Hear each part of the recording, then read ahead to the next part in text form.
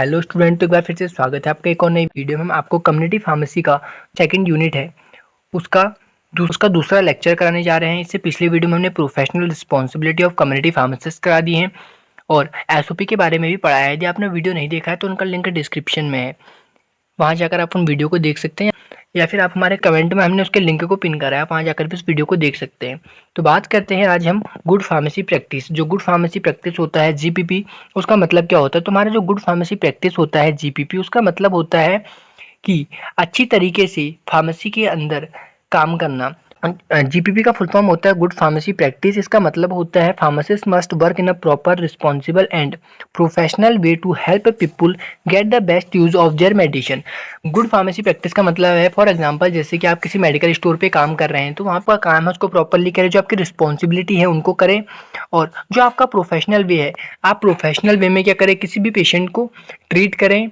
और वहाँ पे आपको क्या करना है, अच्छी मेडिसिन का इस्तेमाल करना है किसी भी पेशेंट को ट्रीट करने के लिए। दूसरा, आपको क्या करना है, safe and rational use of medicine का इस्तेमाल करना है, और अच्छी क्वालिटी और क्वांटिटी मेडिसिन का इस्तेमाल करना है। सारी चीज़ें हमारे गुड फार्मेसी प्रैक्टिस के अंदर आ जाती हैं। अब हम देख लेते हैं कुछ इन एम जो होते हैं हमारे गुड फार्मेसी प्रैक्टिस के, वो क्या होते हैं। तो इसमें पहला पॉइंट हमारा patient get the right medicine at the right time. तो पेशेंट को सही दवाई सही समय पर देना, ये क्या आता है, गुड फार्मेसी प्रैक्टिस का मेन एम है।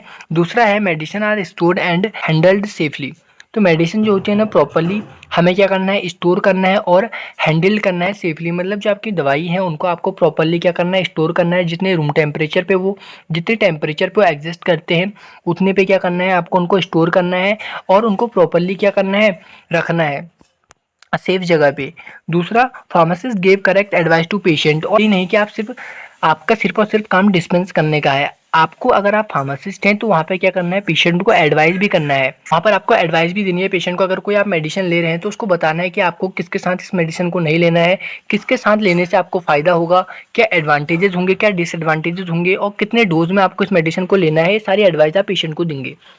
नेक्स्ट आता है patient are taught how to use the medicine properly. वहाँ पे क्या है, आप बताएंगे दवाई को आपको किस तरह से लेना है जिससे आपको प्रॉफिट दिखे, आप क्या कर सके, किसी भी डिजीज़ को ट्रीट कर सकें जिस डिजीज़ के लिए आप उस मेडिसिन को ले रहे हैं।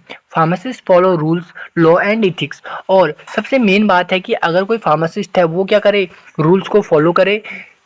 कि हमारा जो फार्मासिस्ट है वो क्या होना चाहिए, एजुकेटेड होने चाहिए, उनके पास क्या होना चाहिए, डिग्री होनी चाहिए, और वो पीसीआई, जो हमारा फार्मेसी काउंसिल ऑफ इंडिया से क्या होने चाहिए, रजिस्टर्ड होने चाहिए। लॉज को फॉलो करे एंड इथिक्स को क्या करे, फॉलो करे।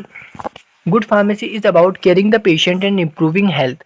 जो हमारा गुड फार्मेसी प्रैक्टिस है इसका मेन मोटिव यही है, हमें क्या करना है, पेशेंट केयर करना है और उसके हेल्थ को क्या करना है, इम्प्रूव करना है। It also help reduce medicinal error.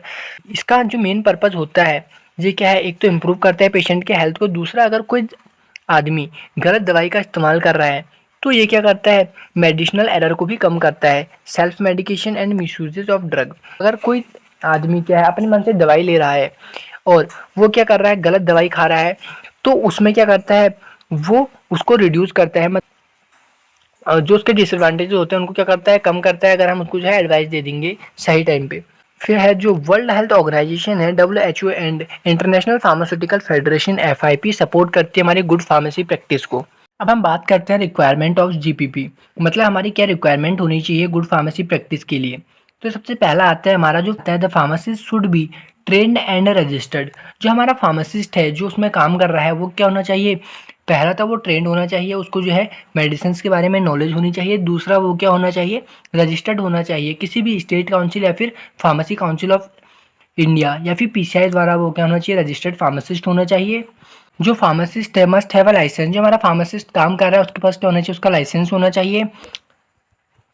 Next है the shop should be clean and safe. जो दूसरा जो आपकी शॉप है वो क्या होनी चाहिए, क्लीन एंड सेफ, मतलब वो कहने से साफ सुथरा होना चाहिए और क्या होना चाहिए, सेफ होना चाहिए। नेक्स्ट है medicine must be stored properly right temperature. मतलब जो आप दवाई को स्टोर कर रहे हैं वो प्रॉपर टेम्परेचर पे स्टोर करनी है उनको, जिससे कि वो क्या है, खराब ना हो। नेक्स्ट है हमारा keep important medicine always available. जो भी आपकी इम्पोर्टेंट मेडिसिन है, मतलब जिनकी डिमांड ज़्यादा है मार्केट में, या फिर कोई डॉक्टर प्रिस्क्राइब कर रहा है किसी मेडिसिन को ज़्यादा मात्रा में, तो उन दवाइयों को आपको क्या करना है, वो दवाई आपके पास क्या होनी चाहिए, हमेशा अवेलेबल होनी चाहिए जिनकी हाई डिमांड है। नेक्स्ट है the medicine have a valid prescription and proper level. वो किसी भी पेशेंट को उसके प्रिस्क्रिप्शन के अकॉर्डिंग मेडिसिन प्रोवाइड करनी है और उस मेडिसिन में प्रॉपर लेवलिंग करी हुई होनी चाहिए कि आपको उस दवाई को कैसे लेना है, कितने डोजेज में लेना है। नेक्स्ट है कि आपके पास एक प्राइवेटली टॉक करने के लिए एक जगह होनी चाहिए, एक रूम होना चाहिए जिसमें क्या कर सके आप पेशेंट को काउंसिल कर सके, उसको उसकी प्रॉब्लम से रिलेटेड बातें क्या कर सके, बता सकें। नेक्स्ट है हमारा keep records of medicine and patient. अगर आप किसी भी मेडिसिन को किसी को भी दे रहे हैं तो उसका क्या करें, आप प्रॉपर रिकॉर्ड बनाएं। नेक्स्ट आप क्या करें, फॉलो रूल्स एंड इथिक्स। आप जो रूल्स हैं उनको फॉलो करें एंड इथिक्स को क्या करें, फॉलो करें। जो फार्मासिस्ट है should keep learning new things. और जो फार्मासिस्ट बैठा है उसको जो है नई चीज़ें सीखती रहनी चाहिए। जो भी आपकी नई चीज़ें आती हैं हमारे मार्केट में उनके बारे में क्या होना चाहिए, उनको नॉलेज होनी चाहिए। वो उनको जो है नई नई चीज़ें जो है सीखती रहनी चाहिए जिससे कि वो पेशेंट की केयर कर सके सेफली। यहाँ पे जो आपका दूसरा चैप्टर है वो भी खत्म हो चुका है। आशा है कि आपको वीडियो अच्छी लगी होगी। यदि वीडियो अच्छी लगी तो वीडियो को लाइक और चैनल को सब्सक्राइब करें ताकि आने वाली लेटेस्ट वीडियो सबसे पहले देख सकें।